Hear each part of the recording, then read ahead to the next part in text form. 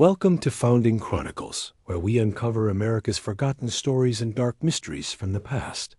Before we dive in, make sure to like, share, and subscribe, and don't forget to hit the bell icon so you never miss a story that time almost forgot. Today, we're traveling back to Michigan, to a forest where a family vanished on a road trip in 1994, and 30 years later, a GPS log has brought their story back into the light. Let's step into the mystery asterisk. The year was 1994, and Michigan's forests were alive with the same haunting silence they had carried for centuries. Towering pines leaned into the wind, their needles hissing like whispers from an older time. The summer sun slanted through the trees, golden but heavy, casting long shadows across trails that had once been used by trappers, loggers, and farmers. The land itself carried memories older than anyone alive. Memories of people who had disappeared before, of wagons swallowed by mud, of hunters lost without a trace.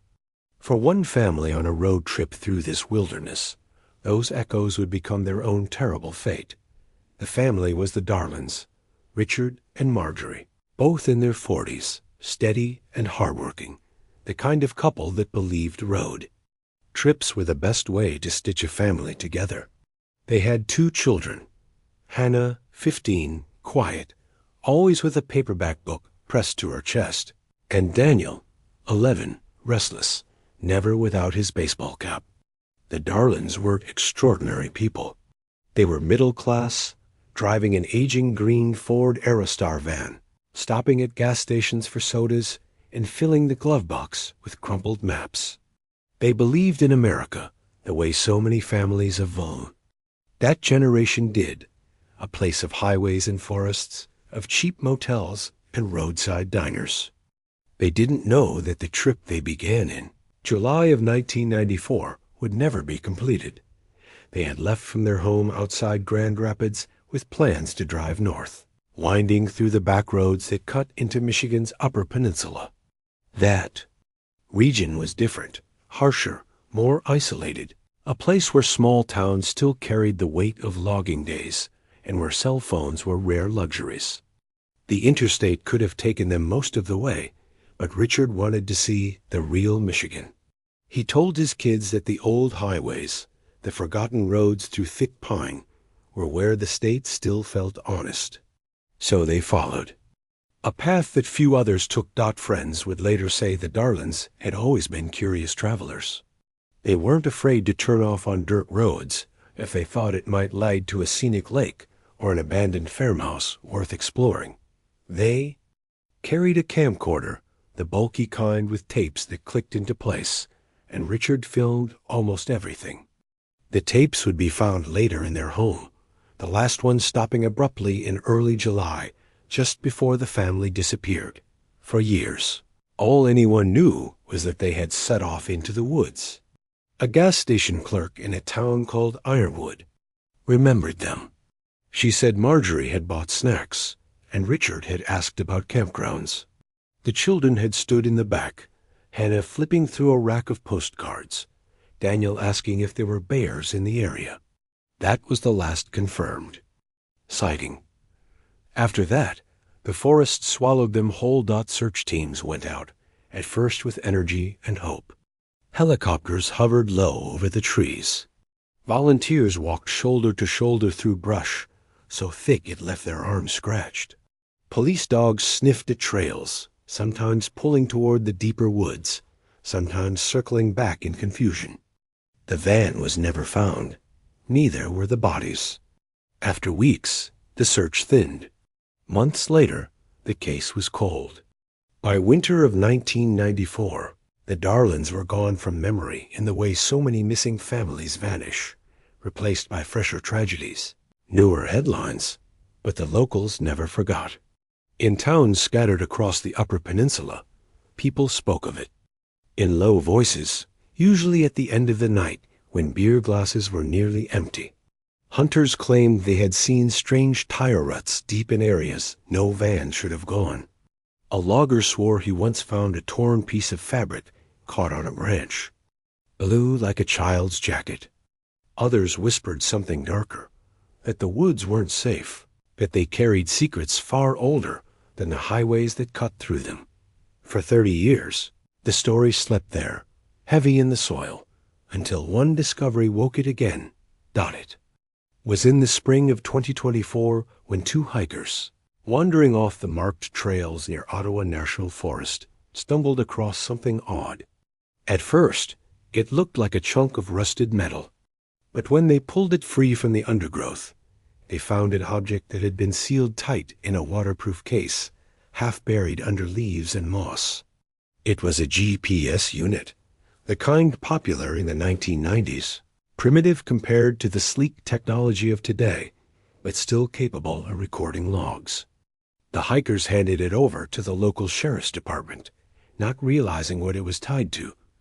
When technicians managed to boot it up, the screen flickered weakly, its battery corroded, but not entirely dead. Inside were logs, trails, and coordinates from July 1994. At first, it seemed unbelievable. But the more they studied it, the more certain they became. This was the Darlens GPS, and its last entries told a story that no one had expected. The log showed the van had left the main road and turned into an unmarked path leading deeper into the forest. It wasn't on any map. It wasn't even known to locals anymore.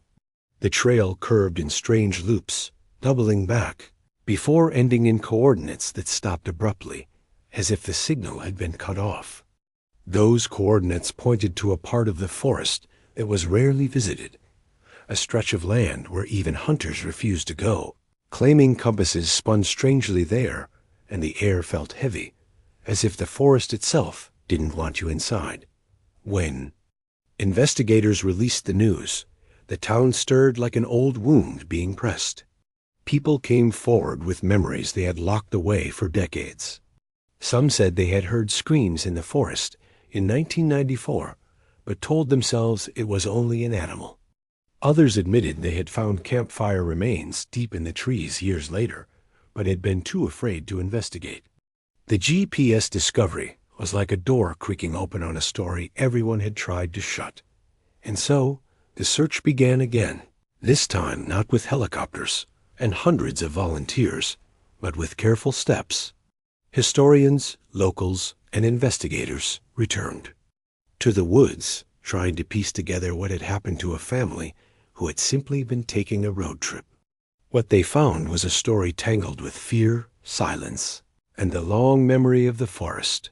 The discovery pulled the Darlens back into the present, but the woods of Michigan held their story in pieces, scattered like bones beneath the pines. And to understand how they vanished, you had to walk not just through the evidence, but through the weight of history itself, the way forests have always taken and never returned. The forest where the GPS trail ended was not the kind of place most people wandered. It lay far from the campgrounds and marked paths, tucked into a corner of Ottawa National Forest where old growth still pressed in close. The trees there were giants, black spruce and white pine, their trunks scarred with age, their roots twisting over rocks like veins. Hunters said that when you stepped into that patch of woods, the air felt colder, even in July. A silence hung there that seemed too heavy, as if every sound was swallowed. For decades, no one had bothered with it. But now, with the discovery of the Darlens GPS log, all eyes turned toward it. The sheriff's department sent in a small team first. They carried modern GPS units, drones, and body cameras, determined to treat the site carefully. They followed the old coordinates like a map into the past. At first, the path seemed ordinary, just a dirt trace, barely visible, grown over with ferns and saplings. But as they moved deeper, they found it widened, as if once, many years earlier, vehicles had come through.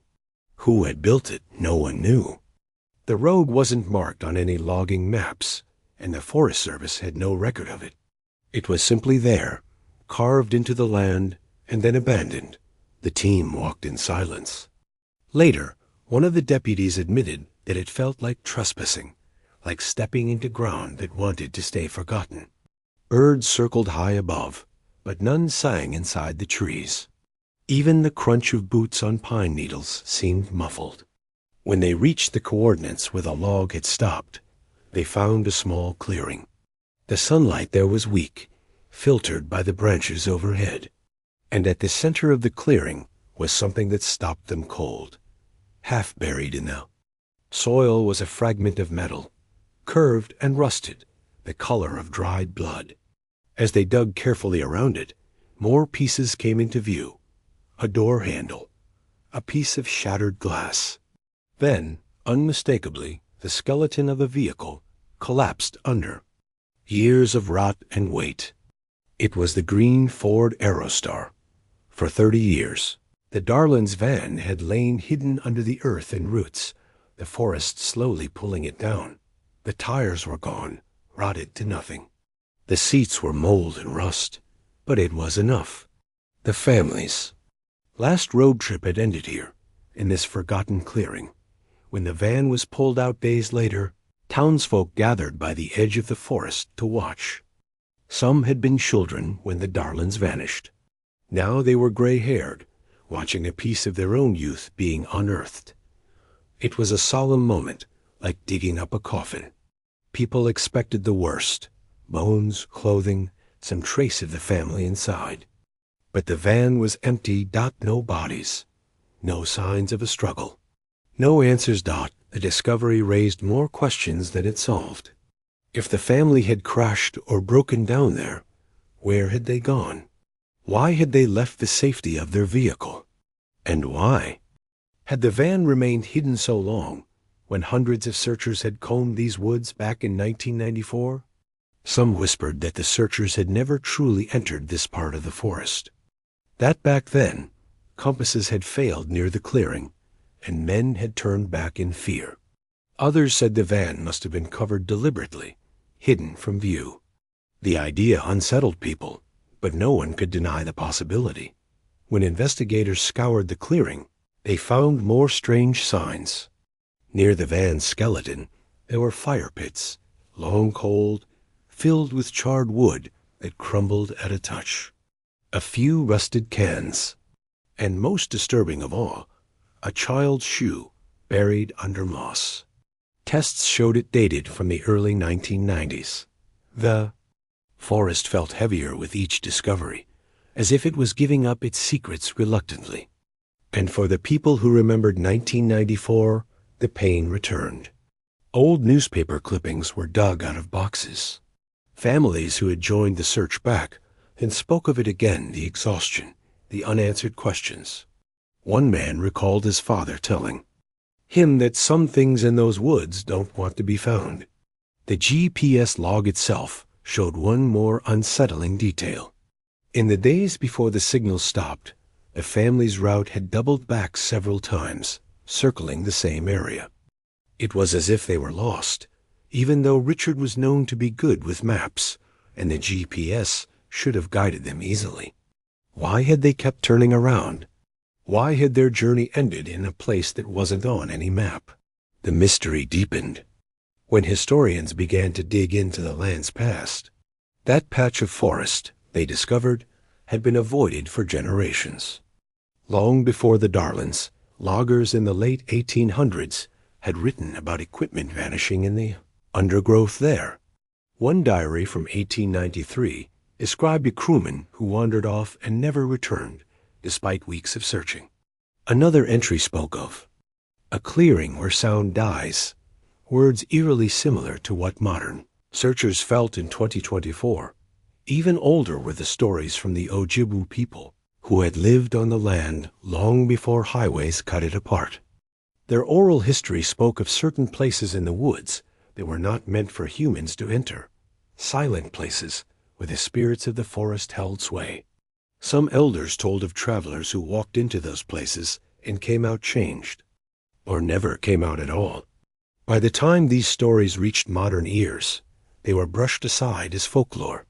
But when set against the Darlens' disappearance, they felt heavier, harder to ignore. Back in 1994, few had considered these histories. It was a modern age, and people trusted in search parties, helicopters, and technology. But now, standing in the shadow of those old pines, even seasoned investigators admitted the forest felt older than their science, older than their certainty. The discovery of the van didn't end the mystery. If anything, it reopened it. Forensic teams combed every inch, searching for hair, fabric, bone. Nothing. The family seemed to have stepped out of the vehicle and vanished into the trees. Some speculated they had tried to hike out for help and become lost. Others wondered if something or someone had lured them away. The GPS log remained the only clear clue, and it was as frustrating as it was chilling. It ended in mid-July 1994, the last coordinates pinned in that clearing. No more entries after. No sign of movement. No final message. Just silence. Yet, for the towns that had lived with the memory for 3 decades, the silence carried weight. It spoke to a truth people didn't want to admit, that sometimes, in America's vast forests, entire families could vanish and leave nothing but questions. By the summer of 2024, the Darlens story had spread beyond Michigan. Newspapers ran features about the rediscovery. TV crews drove up to the small towns, filming the clearing, interviewing locals who remembered the search. The nation seemed shocked that in the age of GPS, satellites, and smartphones, a family could disappear so completely. Their fate hidden for 30 years in a forest, not far from highways and towns. But for those who lived nearest, it wasn't shock they felt. It was recognition. They knew the forest had always been like this, patient, unyielding, and unwilling to give up everything it had taken. The Darlens were simply the latest chapter in a story that stretched back generations. As one old man told a reporter, the woods don't forget. They just wait. When the van was lifted from the clearing and hauled out of the woods, the sound of chains clanking against its rusted frame echoed like a funeral bell. People lined the dirt road to watch. Some held their children close, as if seeing the Aerostar. Dragged into the sunlight was a reminder that even ordinary families could be swallowed whole. For weeks afterward, the clearing became a place people spoke about in hushed tones. And with it, something strange happened. Memories, long buried, began to rise. Neighbors who had been young in 1994 admitted they had seen lights in the forest. That summer, lantern-like glows flickering where no one lived. A hunter recalled hearing a car horn deep in the woods one night, faint and frantic, before cutting off. Another woman, then a teenager, said she'd woken to the sound of someone calling her name from the tree line behind her home. She had convinced herself it was a dream until the van was found. The sheriff's department tried to keep the investigation grounded. They mapped the clearing, sifted through every scrap of soil, sent fragments of the van to labs for testing. But as the weeks dragged on with no trace of the family themselves, the story began to slip out of the hands of law enforcement and into the realm of history and folklore, where Michigan's forests had always kept their secrets. Historians began to point out that the Darlens weren't the first family to vanish in the woods of the Upper Peninsula.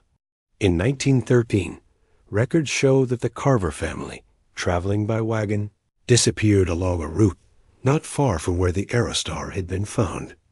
Their wagon was discovered days later, horses still tethered, food untouched, but no sign of the parents or their 2 children.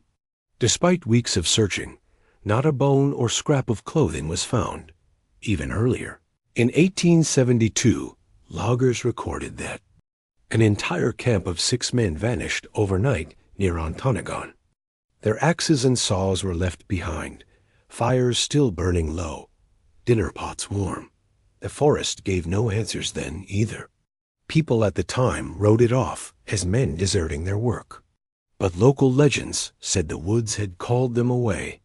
These old stories took on new weight in 2024. Suddenly, people who had once dismissed them as campfire tales began to wonder if the Darlens' fate was part of something larger, a pattern of disappearances stretching across centuries, always in the same dense, unwelcoming parts of Michigan's wilderness. The Ojibwe elders who spoke of the silent places were asked again for their stories. Some refused, saying those tales were not for outsiders. But one elder, a woman in her 80s, agreed to share what she remembered. Through a translator, she said the forest was alive in ways most people no longer understood. Certain places were not meant for human trespass, clearings where the earth grew restless, where voices of the dead echoed, where people could be taken if they did not show respect. Her words unsettled many. Yet for those who had walked the clearing where the arrow star was found, it rang true. Deputies admitted that their radios had cut in and out. One searcher said his compass spun for minutes at a time. Another swore he heard footsteps following him, though the trees stood empty. Forensic science continued its work, but it could not answer the questions that mattered. No human remains were found, no clear signs of violence, no indication the family had walked north, south, or anywhere at all. The Darlens had entered the clearing, and then they were gone. By August of 2024, the case was attracting attention nationwide. Journalists arrived, sniffing for headlines. Documentarians pitched tents. People who had never cared about Michigan's forests suddenly wanted to know what had happened to the family that vanished 30 years earlier. But the locals, those who had grown up with the woods pressing against their backyards, felt a different weight. For them, it was not just about one family. It was about the long, unbroken history of disappearances that defined their home. A reminder that they lived beside something vast, wild, and unknowable. Some people resisted the attention. They said the past should stay buried. They said digging up the Aerostar was enough, that no good would come from pressing further. But others felt the opposite, that the Darlens deserved the truth, no matter how long it took. A small group of volunteers, many the children of those who had searched in 1994, decided to retrace the family's possible steps. They camped near the clearing, combed the ridges, and scanned old maps for forgotten trails. One night, 2 of the volunteers reported hearing something uncanny. Around midnight, as the fire burned low, they heard what sounded like a car door slamming in the distance. The sound carried faintly, sharp and metallic, though no vehicle had any business being in those woods. They searched with flashlights, but nothing was there. In the morning, they found new depressions in the soil, as if something heavy had rested. There fresh, though no vehicle had passed through in decades. Such accounts blurred the line between investigation and haunting. The sheriff's department refused to put such claims on record, but whispers spread quickly. Soon, the mystery of the Darlens was no longer just about a family vanishing in 1994. It was about what the forest itself could hold, what it could hide, and what it might release only when it chose. Older residents began recalling other families who had avoided those woods altogether. They remembered parents telling them never to wander past certain creeks, never to follow trails that seemed to appear overnight. They remembered the hush that fell whenever someone mentioned the Carvers of 1913 or the vanished loggers of 1872. These memories, long pushed aside, surfaced like ghosts as summer turned to fall in 2024. The story of the Darlens no longer belonged only to their family. It had become part of the larger story of Michigan itself, a story of settlers, workers, and wanderers who walked into the trees and did not return. Each disappearance seemed to fold into the next, a pattern etched across generations, like rings inside the wood of the pines themselves. And still, no matter how hard the investigators tried, the trail always ended in silence. No bones, no bodies. Only a van in the dirt and a GPS log that stopped without explanation. For the older Americans who followed the story on television or in the newspaper, the mystery touched something deep. It reminded them of the America they had grown up in, An America where the wilderness was still wild, where the forests held power, where not everything could be tamed by roads and machines. To them, the disappearance of the Darlens wasn't just a modern tragedy. It was the echo of an older truth, that this land has always had the power to keep its secrets, no matter how much technology you carried. And as the leaves turned red and gold in the Upper Peninsula, the clearing where the Aerostar had been unearthed stood quiet once again. But people could not shake the feeling that the forest was not finished with its story. Asterisk. By the time winter crept over Michigan in late 2024, the story of the Darlens had already settled into the hearts of people across the country.